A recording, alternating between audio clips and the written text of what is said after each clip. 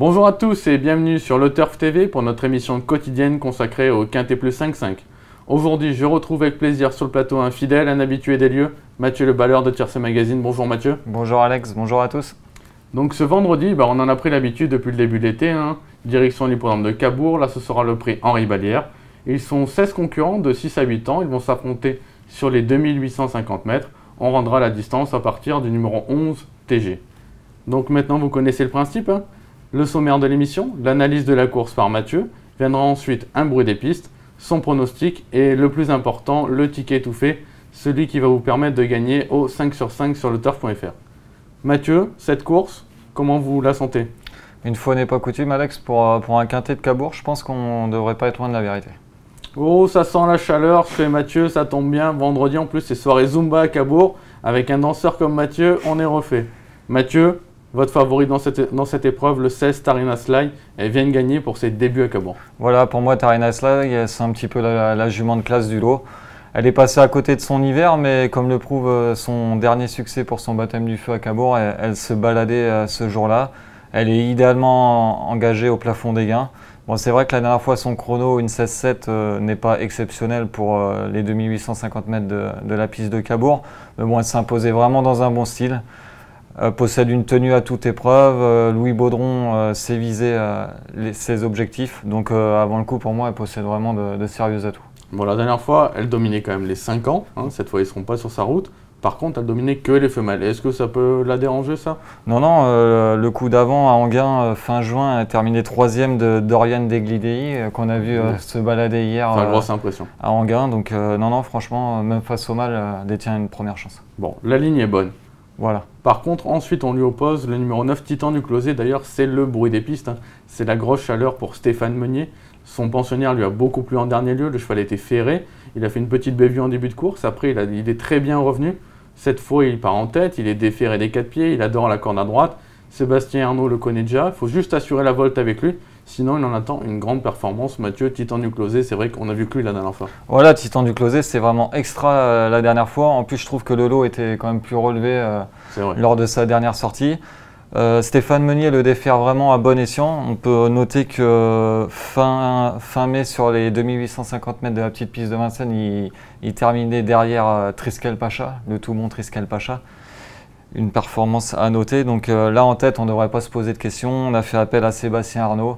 Ça va être devant méchant et il peut mettre tout le monde d'accord. D'accord, donc souvent, lui, il ne mollit pas une fois devant. Après, non, il possède vraiment une tenue à toute épreuve. C'est un véritable rouleau compresseur. On ne va pas s'embarrasser de tactique. D'accord. Une autre jument dure également, c'est le numéro 1, Tambakunda. Elle, c'est pareil, elle pourrait peut-être le titiller pour aller devant, non? Voilà, c'est ça. Elle peut aller devant comme attendre. On a vu à Enghien lors de son avant-dernière sortie, elle laissait vraiment une très belle impression, donnant une très bonne réplique à Therma, une pensionnaire estimée par Romain Derieux. Elle sera déférée des 4 pieds. On a fait appel à Franck Nivard. Non, au premier échelon, elle détient elle aussi une première chance. Ouais, et puis depuis, Ferré, elle vient d'être simplement battue par Skywalker, elle battait Tornado de l'Océan. Voilà, c'est ça. C'est une performance digne d'intérêt. Très belle performance, déférée des 4, associée à Franck Nivard, constitue une base solide pour vos jeux. Donc là, je pense qu'on a fait le tour des 3 bases de la course. Oui, avant le coup, ce tiercé-là, si tout le monde reste au trot, je pense qu'il offre de solides garanties. D'accord. Alors après, du côté des outsiders, le numéro 14, Soleil du Verger, lui, il fait toutes ses courses. Il avait gagné un quintet l'été dernier sur ce parcours, RS. Ouais, voilà, il gagne très bien sa vie sur les pistes en herbe. Après, avec Soleil du Verger, il faut absolument qu'il bénéficie d'un parcours sur mesure. Mais bon, Philippe Daujar s'est souvent donné des bons parcours à ses pensionnaires. Il a visé cette épreuve, elle vient à son programme, mais il avait plusieurs choix d'engagement. Il a choisi celui-là. Il sera déféré des 4 pieds. S'il parvient à se faire ramener du second échelon par Tarina Sly, mettons, sa pointe de vitesse devrait faire des ravages.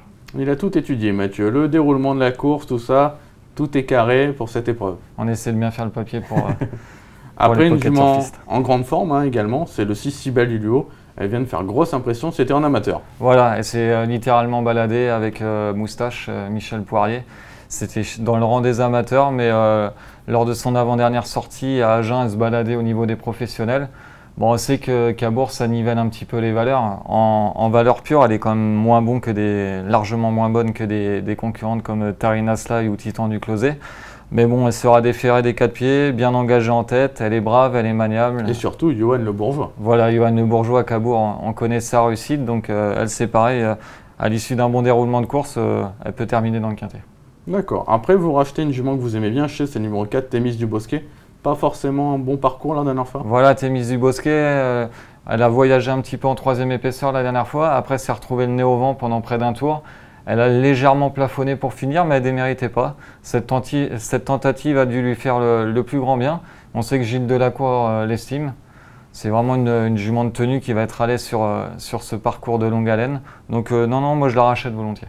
D'accord. Après, je sais que vous êtes très bien renseigné chez l'écurie de Francane. Vous avez retenu tête d'affiche le 10, qu'en 7e position. Est-ce que vous avez des informations sur elle? Voilà, tout à fait Alexandre. On peut se dire tête d'affiche, Francane, engagement idéal au premier échelon à la limite du recul.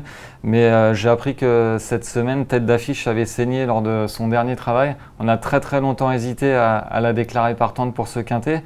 Donc moi, j'aime pas trop ça quand juste avant la course, il se déroule un petit incident comme ça. Donc je l'ai gardée parce que si elle se ressent pas de cet incident, elle va participer à l'arrivée. Mais il y a quand même un doute. Attention. Bon, ça c'est une excellente information à prendre en compte, donc on la prend pas en base, on la met derrière. Voilà, surtout qu'elle sera sous-cotée, il devra avoir 10 ou 12 contre 1, donc c'est intéressant de tenter l'impasse. D'accord. Et enfin, vous terminez votre sélection avec un outsider un petit peu également, c'est Ténor du Moustoir, numéro 5. Voilà, j'ai mis Ténor du Moustoir parce qu'il vient de prouver sa forme en province. Il a déjà bien fait sur l'hippodrome de Cabourg. C'est un cheval dur. S'il se retrouve même le nez au vent, il est capable il ne devrait pas lâcher le morceau et essayer de surprendre à belle cote. Donc pourquoi pas pour une 5e place à 40 contre 1 Ténor du Moustoir. D'accord, donc on glisse l'outsider à tout prix en fin de combinaison. Voilà. Mathieu, je pense qu'on a fait le tour. Maintenant, à vous de signaler votre pronostic. Alors on va commencer par les 3 bases de la course. Le 16 Tarina Sly, le 9 Titan du Closet, l'As Tambakunda, le 14 Soleil du Verger, le 6 Cybèle du Luo, le 4 Thémis du Bosquet, le 10 Tête d'affiche et le 5 Ténor du Moustoir. Donc après, au niveau du conseil de jeu, donc à jouer sur leturf.fr au 5 sur 5. Donc les 3 bases, on les a données, hein. Le numéro 16, le numéro 9, le numéro 1. Derrière, on met les chevaux du prono, le 14, le 6, le 4, le 10, le 5. On rajoute quelques outsiders intéressants à belle cote, le 3, le 2, le 12, le 13, ce qui fait un jeu à 18 € à 50% sur leturf.fr. On signale qu'il y a toujours la cagnotte à décrocher, aux alentours de 22 000 €, donc ce qui est très intéressant. Et à signaler qu'il y a toujours le bonus de 150 €. Donc peut-être que cette épreuve s'y prête bien pour les nouveaux inscrits à jouer les 150 € dans cette épreuve. Ah, bien sûr, une cagnotte de 22 000 € dans un quintet comme ça qui paraît assez limpide, c'est vraiment intéressant. Donc on fonce vendredi à Cabourg, la soirée Zumba, on décroche le 5-5, la cagnotte. Voilà, et on touche le quintet, on va boire un petit punch pour voilà. faire ça. Extra. Bon, écoutez Mathieu, merci beaucoup pour votre analyse et puis à très bientôt. Merci Alex, bon jeu à tous. Bon jeu à tous, au revoir. Au revoir.